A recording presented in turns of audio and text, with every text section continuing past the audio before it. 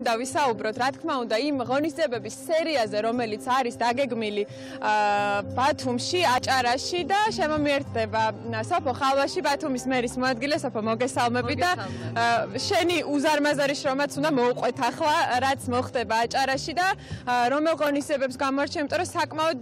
გადანაწილებულია ლოკაციებზე მთელს აჭარაში. კი ბატონო, მოგესალმებით ყველას. გვაქვს, რა თქმა უნდა, ღონისძიებები დაგეგმილი და ეს ღონისძიება იწყება დღეს, რომელიც არის 8-ში ევროპის მოედანზე 8 საათიდან იწყება ღონისძიებები. დღეს არის კონკრეტულად ევროპის მოედანზე ადგილობრივი ბენდი, ასევე მიუზიკლი გაყრადან, სპექტაკლიდან, მხოლოდ მუსიკალური ნომრები ამოღებული, რომ უფრო ისეთი სანახავი იყოს გარეთ, ასევე ყავს გზავრები და შემდეგ DJ. რაც შეეხება ხვალინდელ დღეს, ხვალაც ყავს ადგილობრივი ბენდი, ასევე ქილეიჯი, ყავს სუხიშვილები და იქნებიან თანამედროვე პროგრამით წარმოდგენილები და DJ და საკმაოდ კარგი სანახაობა ელოდება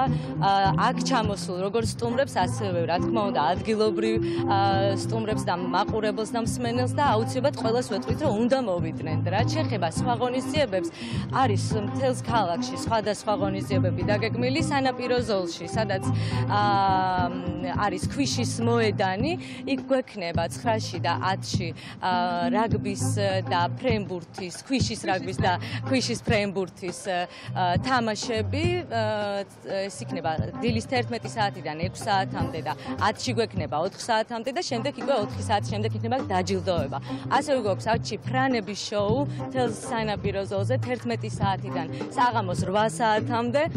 სანამ დღე მოგცემს ამის საშუალებას და მთელი დღეების განმავლობაში 9-ში და 10-ში მთელ ქალაქში იქნება წარმოდგენილი დრამ შოუ, რომელიც ეს მსვლელობით მისცემს იმ მუხტს და ენერგიას, რომელიც ჩვენ ბიჭებს ძალიან ჭირდებათ. სოფო, ძალიან დიდი მადლობა, წარმატებებს გისურვებ ყველა ამ ღონისძიების განხორციელებაში და